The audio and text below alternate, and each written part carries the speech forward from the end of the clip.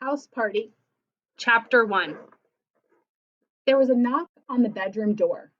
Hello, it's me, my mother called from the hallway. Come in, I called back. I put down my book, and Jen quickly minimized the MSN window on the computer.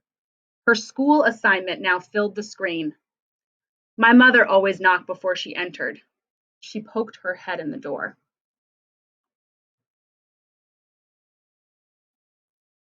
And I looked up from where I was lying on my bed, studying math. Are you girls studying hard? She asked. As hard as we can, Jen said. That was only a half lie. I've been studying hard because I had a big math test on Monday, and math wasn't one of my strengths. Jen, on the other hand, had spent almost all of her time on MSN talking to people she didn't know, hadn't met, and probably would never meet. If it was possible to be addicted to the internet, Jen was. I was thinking it might be time for you two to take a break, my mother said. I've just taken some cookies out of the oven. I told you I could smell the cookies, Jen said. Double chocolate with extra chips, my mother said. I love your cookies, Jen said. My mother smiled. Jen wasn't kidding. She did love my mother's cookies and her pies and cakes. And pretty much everything else she baked. Jen liked sweets a lot, probably more than was good for her.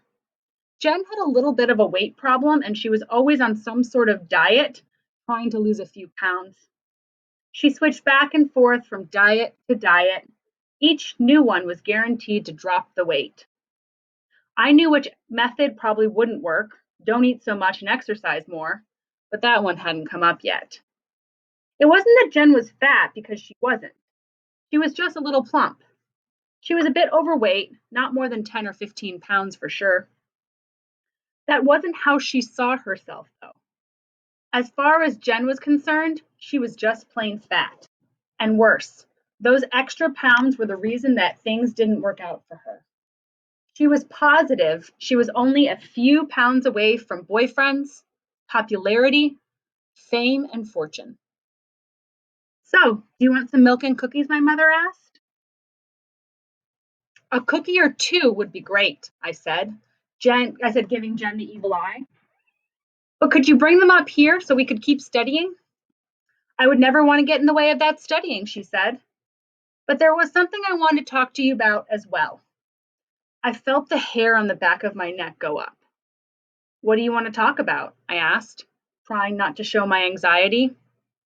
I didn't like these sorts of conversations. 6 months ago, they had been the first line my parents had used when they told me we were moving, leaving behind everybody and everything I'd ever known to come down here to live. Nothing serious. It can wait till after dinner. I sat on the edge of my bed. It doesn't have to wait. Let's talk now. Sure, if you want. I want. Another half lie. I didn't want to talk about anything really, but I'd rather talk about it now rather than later. Talking about it left too much time for my imagination to play around. You know, your father is going away on business this weekend, right? Yes, I said suspiciously. His business took him back to our old town at least once a month. I was thinking that it would be good for me to go along with him. It's easier to take care of the house closing details in person. Our house had just sold 2 weeks ago. It had been on the market since we'd moved. In my heart, if not my head, I figured that if we didn't sell the house, we'd eventually just move back home. Now it was gone, along with the last of my faint hopes. So that would mean you'd have to come with us, she said. That would be so great.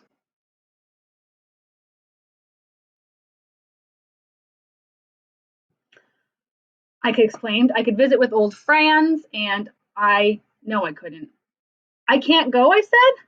I have a soccer game on Saturday morning and a math exam on Monday. You could miss the game, and there's no law that says you can't study there, my mom said. First off, I really shouldn't miss the game. And second, while there's no law about me studying there, it wouldn't do much good. I need Jen to help me. Without her, I'm dead. I'm sorry, Casey, but I really need to go. I can't leave you on your own. She could stay with me, Jen said.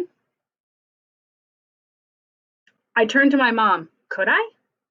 I don't see why not, my mom said. Should you go check with your mother? Jen shook her head. She's always good about things like that. Just give her a call, my mother said. It will settle my mind to know that it's taken care of. No problem. I'll just tell her that Casey needs somebody to babysit her. I'll take good care of her. You taking care of me? I gasped.